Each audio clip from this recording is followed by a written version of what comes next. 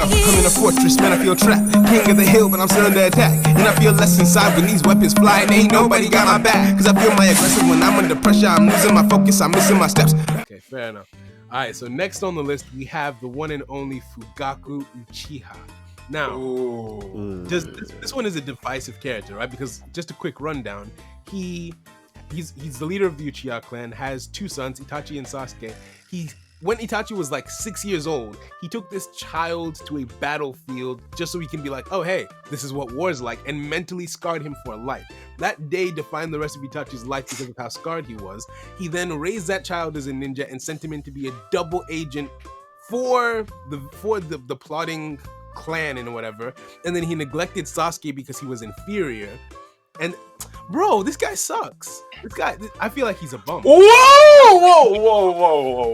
You realize Itachi, no, think about the lives Itachi and Sasuke had. If not for Fugaku, they would not have had those lives. They would probably be dead though. Honestly, it's so true. You have to remember. You have to think about the times. But that doesn't excuse what he did. It doesn't. But if he didn't do it, they probably would be dead. They'll be dead. No. But think about it. Itachi literally had to kill his whole family because of the decision that this man made. There were so many other things that he imagine. And Fugaku redeemed himself. He like when he saw Itachi about to kill him, he was like, "Yo, this is the path that you've chosen. Follow through with it. I'm proud of you, son." And then he let himself go. That's not redemption. That's Do you know what? No. Fugaku can't be a bum because, in his defense, all of his actions are pretty much based on the Uchiha stone, or what he understood of it at the time. Which obviously we know that Zetsu perversed and all that jazz. Still, that doesn't excuse bad parenting. His father are different from that. Yeah. But the thing is, a bum is kind of like. Do you remember? He had money in it. No, but do you remember? I feel like he's a crap dad, not a bum. He did neglect Sasuke. Do you remember Sasuke's flashback to just wanting his father to once, just one? He had never acknowledged him in his life even once until he forced himself to learn the fireball jutsu. That's neglect. No, because think about it. Like even at the end, he was like, do you know what? I feel like because in that light, it's neglect in the sense that he didn't obviously acknowledge Sasuke's ninja skills, but he still loves his kids. No, but he loves them clearly because even when he was about to die, he was like, "Take care of Sasuke." No, bro, I don't care how you feel. But that doesn't make you a good parent, though. Like, I'm not saying he's a good parent. I'm not putting him in decent. I'm saying he's crap. Shao Tucker loved Nina, bro. What are you saying? Come on. But like I said, I feel like with Fugaku, a lot of his actions, and this is like Naruto in general, a lot of their actions were based off really flawed like premises. And obviously with the whole idea of obviously the Uchiha clan taken over. So that was a fucking lie. Because obviously they were pushed back. Think about like where he's coming from in the sense that the whole village, when it comes to obviously like the higher ups, are pretty much trying to put you into a corner, into a ghetto. You don't think this guy's gonna feel a type of way in terms of, trying to, and he knows that essentially his bloodline is the strongest in the Uchiha. So he knows that whoever comes after him has to be tough to kind of keep this clan alive. If he didn't treat Itachi and Sasuke the way he did, they would have been wiped out. Danzo would have killed them all. Hold on. He would have. I disagree. Question. Yeah. This is a bit of a tangent, but I remember a few episodes ago I wanted to ask this actually. You see the Uchiha, like you know how they all look like Uchihas, like male and female, husband and wife. Can you see where I'm going with this? Yeah, I know. It's a question that I've had. Are they like an incest tribe clan? Like they all, because they all have the Sharingan. Like, how do your mother and your father both have the Sharingan? Right? Yeah, it's a bloodline thing. I can't think. Is the Sharingan like when like incest babies have like 6 toes? Is that the equivalent of the Sharingan? No. But the thing is, you have to remember, we're only seeing. There's two points to that question. Number one, we don't actually know how big this clan is, because like you obviously have things like tribes, right? In like African culture, we don't know how big this clan is. Number one. They were big enough to take down the whole Leaf Village. So they're a pretty big clan in general. Yeah. But number two, we do know for a fact that if an Uchiha marries outside or has a kid outside, that kid can still possess the Sharingan, i.e. Sarada. No, but but why do all the mums and the dad have the same features, the same dark hair? They all got Sharingan, which is a bloodline thing. You can't just marry and get a Sharingan.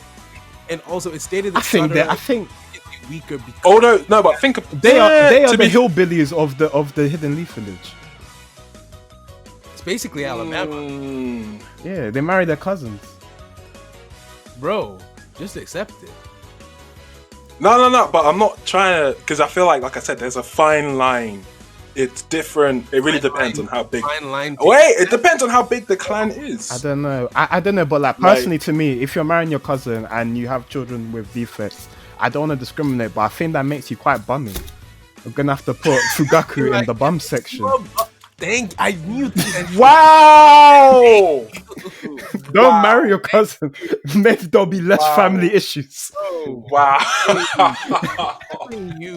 That's my logic, and I'm sticking to it. Stand up for what's right. Wow.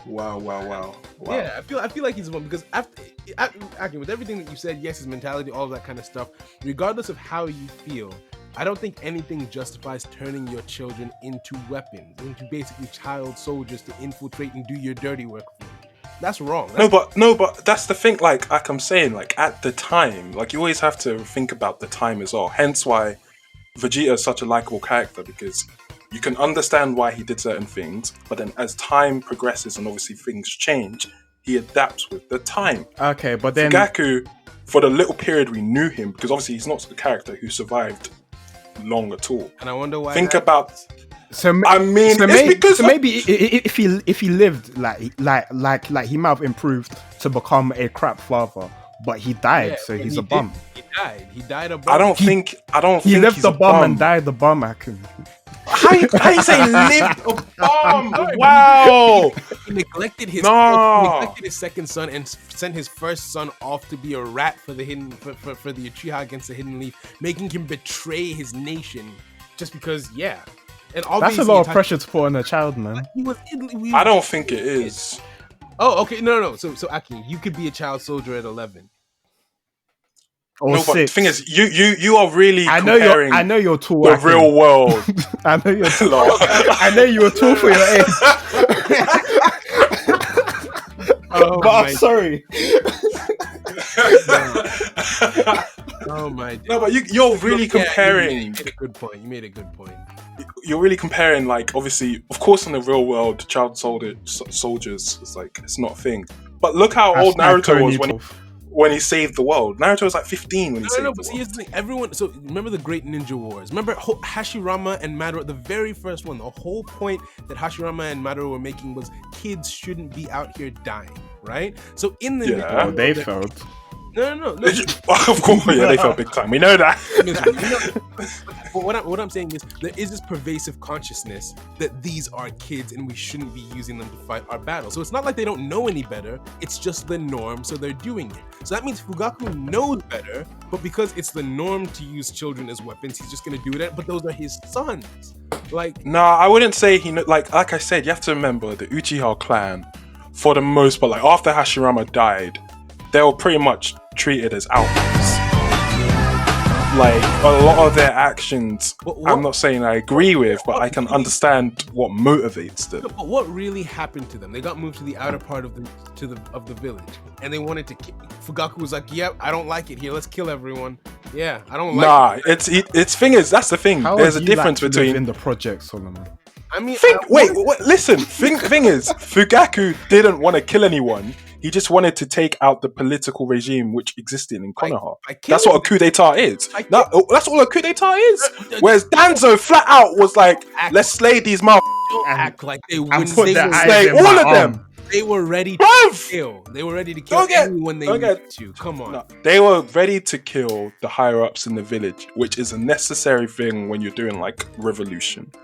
I think that's a different discussion point, but it's one where I'm okay when people essentially like, nah, honestly, I'm not, because thing is, in the context of Naruto, Fugaku is not a bum. Because when we go on to the topic of Minato, if you dare put Minato on the same level or above, I will fight today.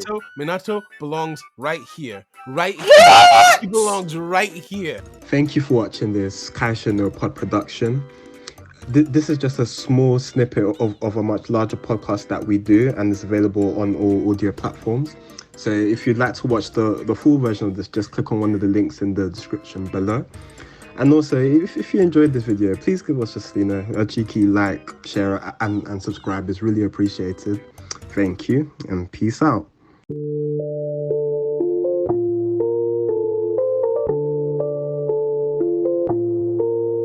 I'm about to go Super Saiyajin. Feel the fire coming off my skin. In the future, that's where I've been. So I'm about to tell y'all where the end begins. It's all black, where my kin. It's cold outside, I need to bring y'all in.